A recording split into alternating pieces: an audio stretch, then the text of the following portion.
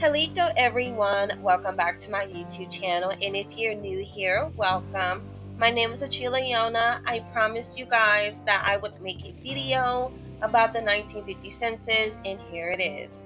I know a lot of you melanated Americans, aka Black Americans, have been wanting to learn more about researching their ancestors, and the release of the census will most likely help a lot of you get further in your research. I'll explain how to look into and access these records later in this video. So without further ado, let's get started.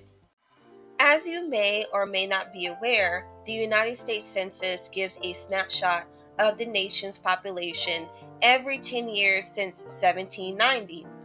Due to a 72-year restriction on access to the records imposed by federal law, the most recently available census year is 1950. The 1950 census was made available to the public on 1950census.archives.gov on April 1st, 2022, and people can access it for free. This record is also accessible via Ancestry.com and Family Search.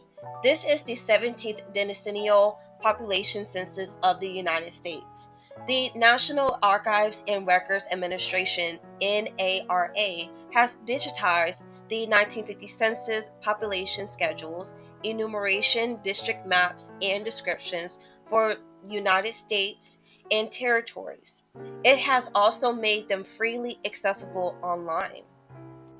On their website, it will show you how dramatically the United States has changed since the 1950s. The release of the 1950 census records emphasizes the importance of participating in the Census Bureau surveys and census.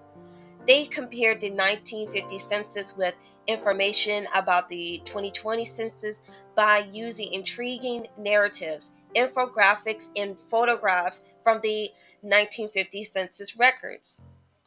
The 1950 census provides a fascinating screenshot of the entire country. It can also provide rich details about the lives of your family members who were living among the 151 million people counted in the census and who were living in the United States at the time.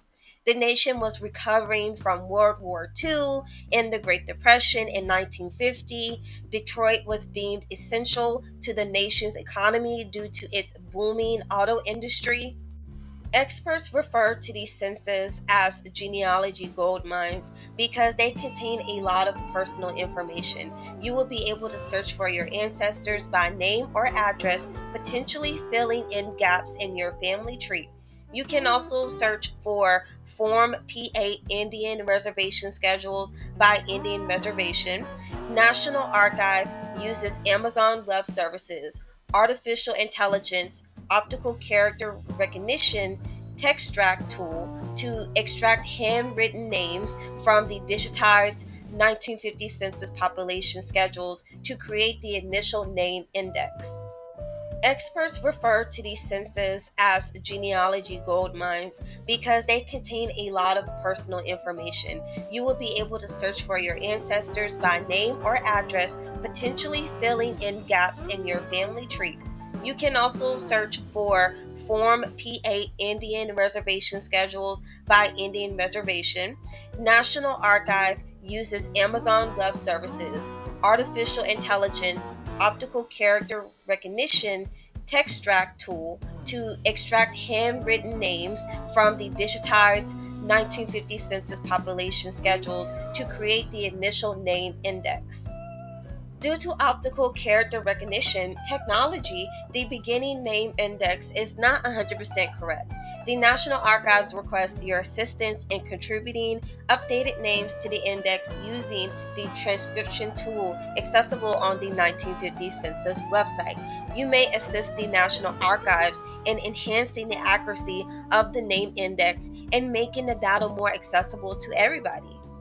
So, in other words, boo, they need your help, okay? I know when it comes to the National Archives and to a lot of genealogy websites that they just have all the answers and they know everything, but they really don't.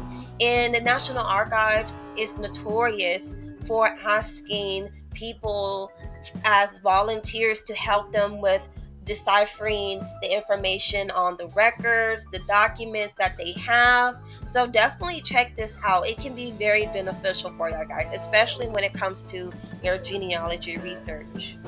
What fascinates me about the census are the celebrities who appear on it. For example, Jackie Robinson, Roberto Clemente, Martin Luther King Jr., and even Billie Holiday is on the 1950 census. So I'm curious which of my subscribers will discover they are related to one of these celebrities or leaders while searching the US Census.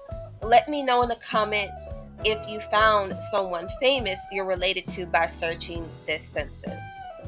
Just a reminder that if you need help keeping your genealogy research organized, I offer a genealogy organizer on Amazon. Having a paper copy of your research on hand can save you a lot of grief if you lose your research on your computer or no longer have access to the documents on your Ancestry or Family Search account. The School of Yona Family Tree Organizer allows you to list 2 spouses, 24 children, slave schedule, and Indian roll entries, and so much more. The link to the genealogy organizer is provided below in the description.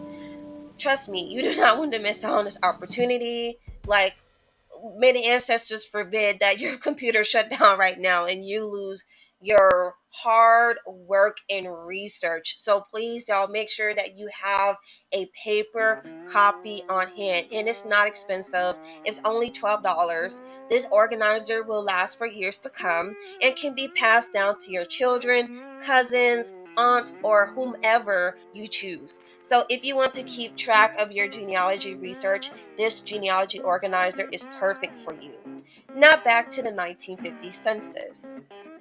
This census consists of approximately 6.57 million population schedules, 33,360 Indian reservation schedules, 9,634 enumeration district maps images, 234,447 enumeration district descriptions, location and name-based search capabilities, explore the records by state, county, city, name, reservation, and enumeration district.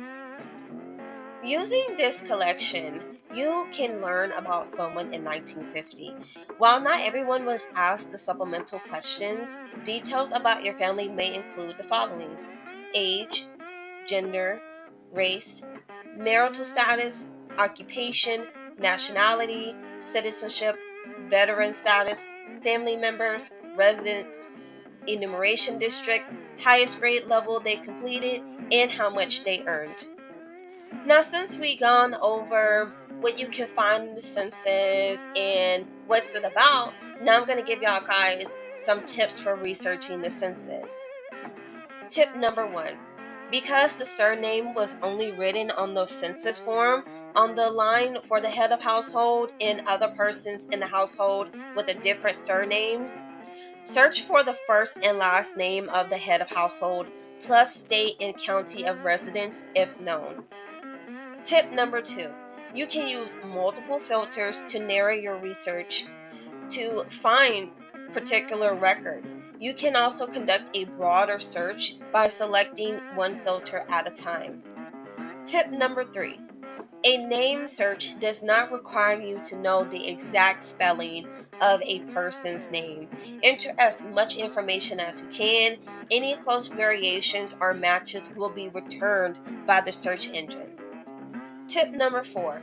Once you located a record you were looking for, click the buttons or links labeled population schedules, ED maps, or view original ED description to view a digitized copy of the records.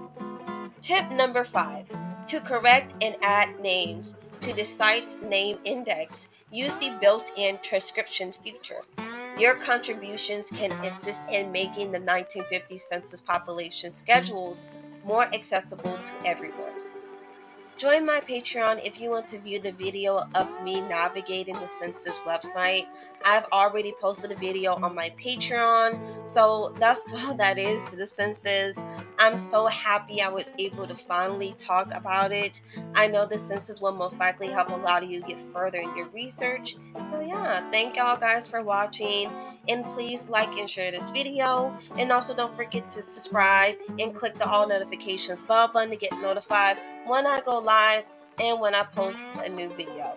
Thanks again for watching. Until the next time, bye.